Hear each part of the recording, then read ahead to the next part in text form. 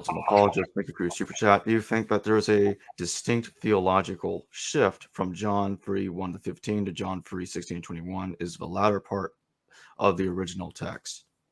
Okay, it's a good question. It's a little bit complicated. I'm not going to get into all of it.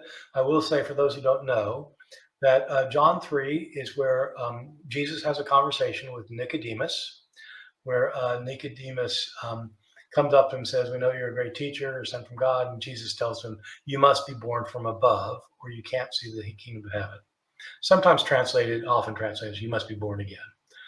But it's a word that probably means you must have a heavenly birth if you're going to see the kingdom of heaven. And then Jesus launches into this discussion with Nicodemus, where Jesus goes into a monologue for a while. In verse 16, we get the famous verse that used to be behind the home plate every year during the World Series. "For God so loved the world that he gave his only begotten Son, that anyone who believes in him should not perish, but have everlasting life."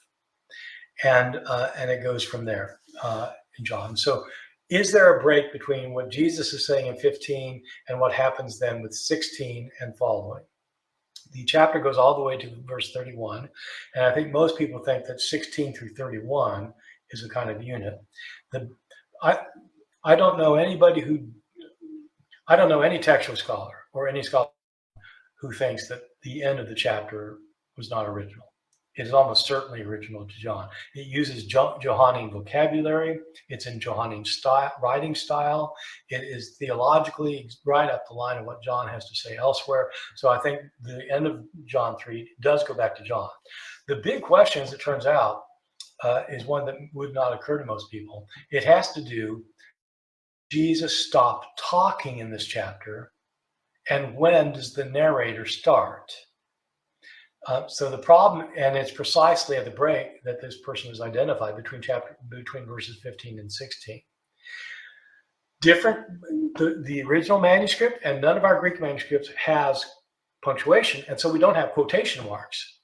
So we don't know where Jesus is being quoted. Is it from chapter 3, verses 1-15, or is it all the way to the end of verse 31?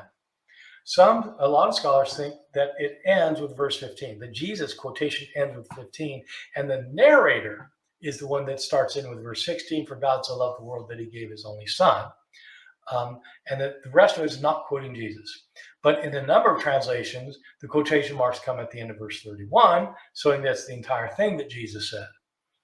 And so there's a dispute, and there's no way to resolve it satisfactorily to everybody. My view is that probably Jesus stops talking in verse 15.